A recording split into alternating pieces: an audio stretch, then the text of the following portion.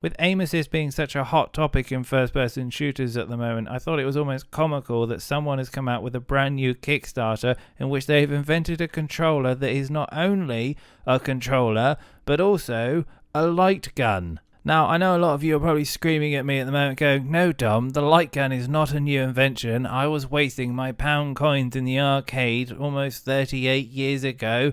What are you talking about, you dolt? I am, for all intensive purposes, talking about the OneShot, which is kind of apt considering if this thing falls over, it would have been literally a one-shot. Anyway, jokes aside, the OneShot is a swanky little controller, but what happens is that you can kind of shift it to the side and it instantly becomes a light gun. And the idea is simple. It's to make first-person shooters feel even more immersive by making you feel like you're actually shooting your opponent. Now, while theoretically I could get behind this, especially on a bad day of work, I'm not too sure if this is actually going to work, but maybe you can agree or disagree with me because here are all the details. The OneShot is a first-person shooter controller designed to make PC aiming feel that much more immersive. It's wireless and has a controller design which flips over into a gun style design and kind of looks like a mix between a Captain Scarlet prop and one of those cool swanky blowtorch lighters. It comes with textured triggers unlike all those peasant class smooth triggers, and also has something called quick switching technology,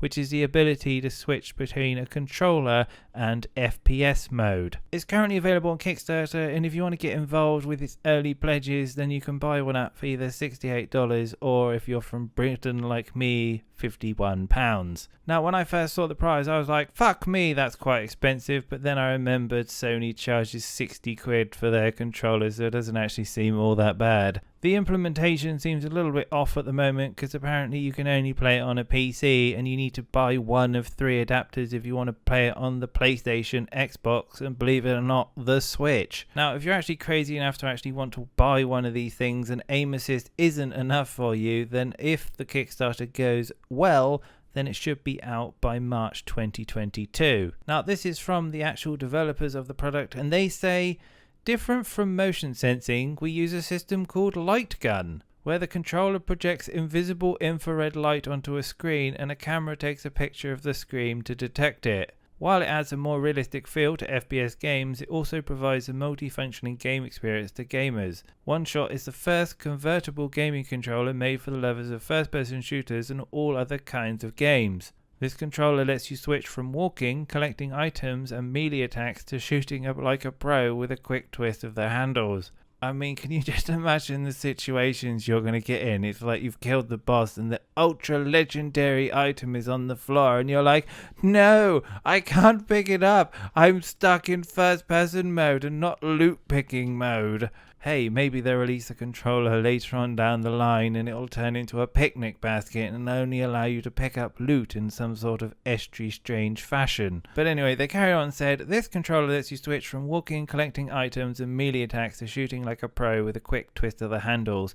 It's a lot easier to face an enemy when you have a controller that looks like a hairdryer.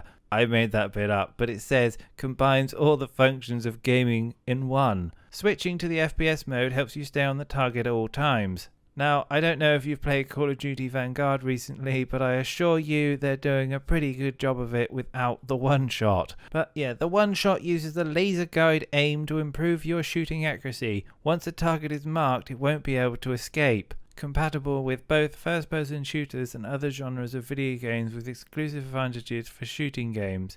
With the OneShot, you can play like usual, but shoot like a pro. I know I make a lot of jokes about aim assist, but I feel like this controller was just made at the wrong time. Now, in terms of other things you probably want to know about this, so battery life is always a big one. It lasts about approximately 6 hours at the moment. It has ergonomic grips, which is always good. Gotta have your ergonomics, and it's got that switchable gaming mode, which they already said.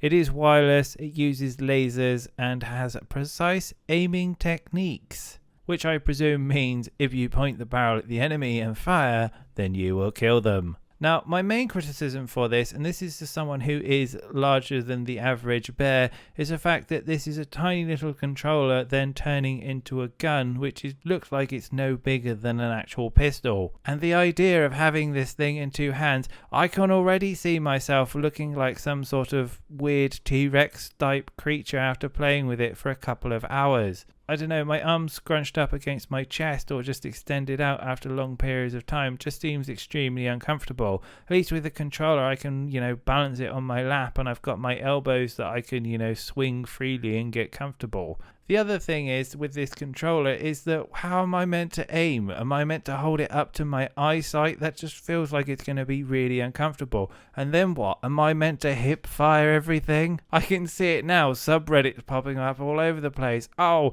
has anyone got any tips to improve my hip fire mechanics? I mean, the Kovacs community is going to go absolutely apeshit. They're going to have a whole new scoring metric on firing bullets out of your crotch.